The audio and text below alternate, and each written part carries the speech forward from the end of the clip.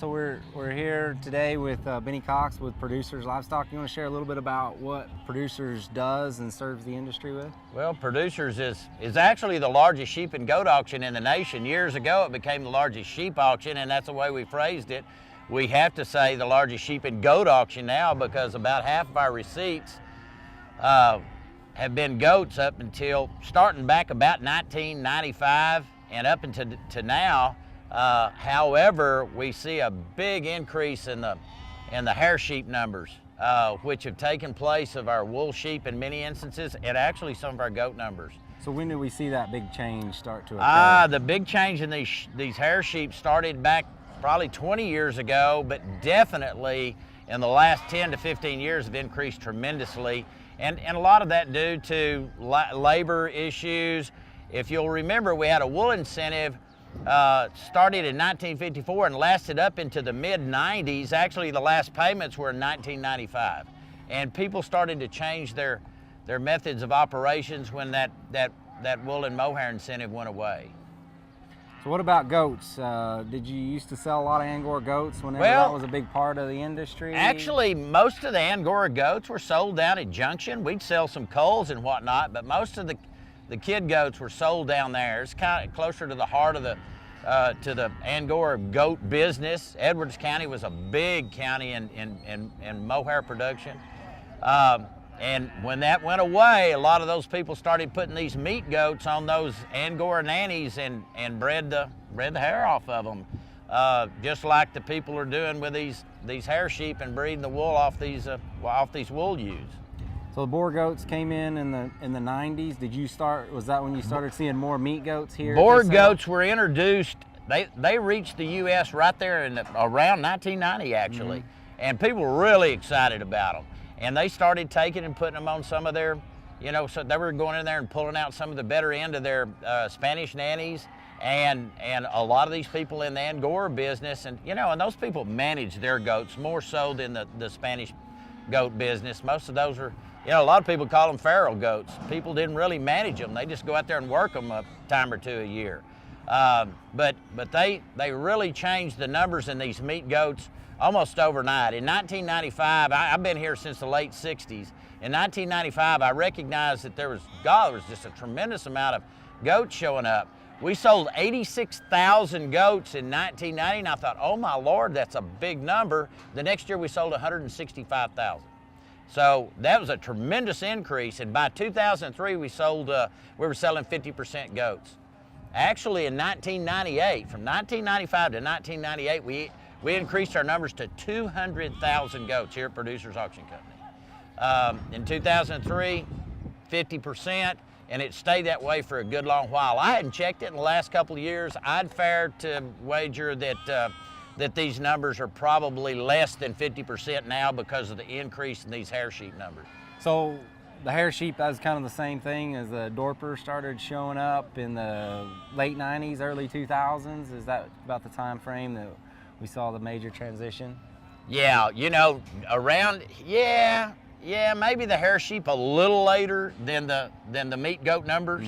And there's worlds of herds down south of here that were originally those Angoras that I could take you to. I mean, big numbers where those people are in goat country, definitely.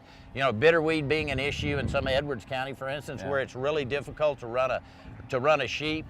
They just stayed with the goats, and and they're meat goat people who have bred those Angora. Well, just bred all the hair off of them. I won't say up or down. They bred all the hair off of them, and it's lended to them quite well. We see a lot of these. If you compare and they're going to slaughter, the ethnic slaughter, the male hair sheep, and these meat goats, you can see the same or the comparable weights. A lot of these goats will bring 50, 60 cents a pound more than their hair sheep, compared to, and they load on the same trucks and go in the same direction. Yeah. So you kind of talked about the ethnic markets. Talk a little bit about the shift in markets of where we were whenever we had a lot of wool sheep here. Yeah. What was the market outlets to where we are today? We are an ethnic-driven market. The difference in, traditional being those generally that are taken to a feed yard or to winter grazing or something, fattened and killed at your major packing facilities. All the rest of them are non-traditional. We are a non-traditional market now. It's just a total push here. Actually, right now we're witnessing a real good market in these wool feeder lambs because the traditional market's working quite well. A lot of profitability in these fat lambs coming out of these major feed yards. When that's not the case, the ethnics buy them all. They'll buy wool or hair sheep. The traditional lamb feeders, very, very few of that, never say never, very few of those will feed these hair sheep. They don't convert as well, and they've recognized that. And so what we're seeing now is an increase in value on those. Of course, all the market's good, but an increase in value of those wool lambs. We've had some wool lambs weighing up over 100 pounds today and bring up over $2.20 a pound. Those same comparable hair sheep, you know, they have to bring $1.90 before they could bring $2. And later in the summer, when we see lots of those big buck lambs coming, hair sheep buck lambs, if it's like it was last year, they could get down below $1.50 a pound. And those wool lambs, if this continues to be like this, those wool lambs could bring 50 or 60 pounds more in those heavier weights. Yeah. And so, you know, in saying that, it lends to kind of something I've kind of been preaching in a lot of my talks is if you've got whatever you're doing, if you're doing wool lambs or you're doing hair sheep or you're doing goats, if it's working well for you and you're able to bring a really good lamb crop average or a good kid goat average to the market, stick with what you're doing. You know, we could see possibly, I hear a lot of people talking about, we could see an oversupply of these hair sheep lambs at some time if we all turn into hair sheep lambs. So in saying that, I've prompted people, again, I'll say it like this, if it's working for you, you might want to keep doing it. Yeah. So we've seen a number of ram lambs, tails on, intact, are coming through. Is that hurting their? Oh yeah, their is value. That hurting them going into the feeders? Yeah, right now your value is those feeders prefer not to have a buck lamb or a long-tailed ewe lamb even in those feed yards. You know, there's issues, and of course those buck lambs won't bring as much after they get big and fat. They get a thick neck, and the quality changes. You know, in the eyes of those who are in the packing facility. I see some of them going to the feed yard now because of the lack of wool sheep numbers. Years ago, if they were a buck lamb, they wouldn't start to go to a feedlot. They'd all go to some kind of a kill system or, you know, if they weren't used for replacements or something. Now the numbers are really short on these wool sheep and they're doing some things that they wouldn't have normally done. We see a good many through the year that are not marked because of labor situations and first one thing and another. And if they're going to sell them light and during the winter time when there's a really good demand and the ethnics are big time in the market, you know, sometimes it doesn't hurt, but I wouldn't suggest that at all. The people that have asked me here as of late, would you mark the wool lambs? I've told them definitely mark those wool lambs because of the traditional market being as strong as it is at this point. Talk about the people that are bringing the animals in. You know, we're seeing some popularity in the hair sheep, maybe new folks that are coming in. Are you seeing different demographics of the people that are raising them, that are bringing them in? A lot of these smaller, you know, we can call them weekend people or whatever, these smaller operators, lots of those people are doing the hair sheep deal because it's so difficult to get shearers, especially in these small groups. You know, the shearers are still available. If you've got 300 or 400 or 500 of these wool ewes, they're ready to come.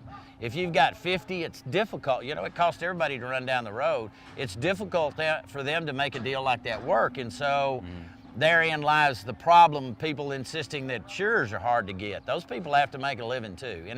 And you know, you've got to take that into consideration. And the ease of these hair sheep in the sense that, well, lots of people, they don't mark or castrate the males. You know, they just sell them like they are, the females at times. Some people go in there and dock the tails on the females, maybe earmark them or something of that nature. But lots of these sheep, a real high percentage of these hair sheep are sold to sell the males intact. The ethnic trade, buyers that are in here, where are they going? Oh, these sheep go all over the country. They'll go to New York, New Jersey area, there's, you know, Pennsylvania, and a lot of places in between. We sell lots of goats that go to Florida most every week. We used to send a lot more in the direction of California, that's kind of chilled. I don't know if they have if their numbers have increased to where they're keeping up with their ethnic demand or whatever. So it seems that there's a little lack there. But as you go north and east, they go lots of different directions from here and have for a long, long time. Actually, the ethnic group or buying group were fully recognizable here by 1990. And that might have been part of the reason that these meat goats were, you know, the increase in these meat goats was as fast as it was, is because they recognized that this ethnic buying group was really strong on these, you know, on the meat goat. We've had 3 years of pretty good prices back-to-back sheep and goat side. Are we anything to be concerned about that it could go the other way, or? You know, I think the ethnic demand's going to stay there. I think we have an issue with predation. You know, in this area, as I speak to folks around the country, usually drought or predation's number 1 and 2.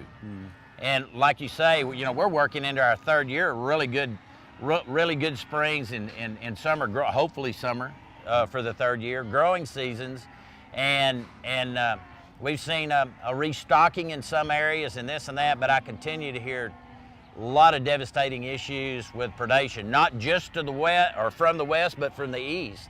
And so I think with our lack of ability to produce big numbers, if this ethnic demand stays here, I think we're going to witness a good market for a long time. I've heard from lots of people outside the sheep and goat raising areas, places where they traditionally have not had sheep and goats, just cattle, and with the cattle values or prices such as they've been in the last year and a half or so, people have called me.